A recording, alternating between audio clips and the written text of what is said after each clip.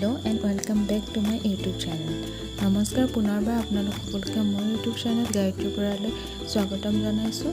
আজি পুনৰ এটি ৰেচিপি ভিডিঅ' লৈ আহিছোঁ আপোনালোকৰ মাজলৈ। আশা কৰিছোঁ ভিডিঅ'টো সম্পূৰ্ণৰূপে চাব আৰু ভিডিঅ'টো চাই শেষত জনাবলৈ নাপাহৰিব আপোনালোকৰ কেনেকুৱা লাগে। তেতিয়াহ'লে বলক আমি ভিডিঅ'টোলৈ আগবাঢ়ো।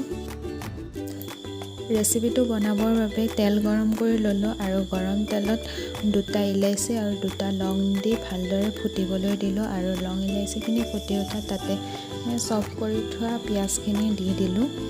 পিঁয়াজখিনি অকণমান ৰঙচুৱা হোৱালৈকে ভাজি লৈ তাত আদা নহৰু আৰু কেঁচা জলকীয়াৰ যিটো পেষ্ট কৰি ৰাখিছিলোঁ সেইখিনি দি দিলোঁ।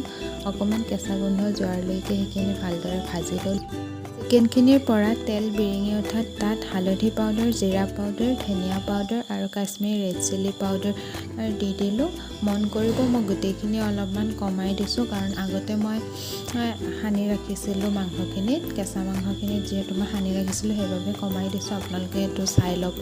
যদি আগত সানি থয় তেতিয়াহ'লে অলপ কমাই দিব আৰু যদি সানি নথয় তেতিয়াহ'লে নিজৰ জোখমতে সেইটো দি ল'ব।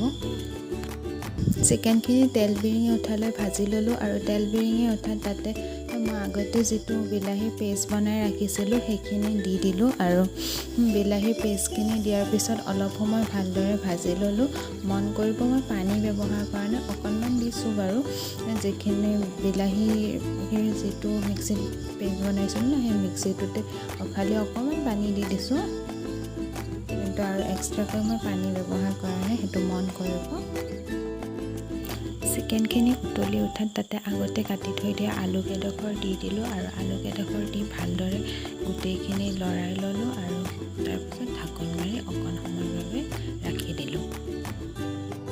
কিছু সময়ৰ পিছত ঢাকোনখন খুলি দি তাত মই গৰম পানী দি ল'লোঁ আৰু পানীখিনি নিজৰ জোখমতে দিব। আপুনি গ্ৰেভিটো কিমান ডাঠ বা কিমান পাতলকৈ বিচাৰে সেই হিচাপে দিব পানীটো।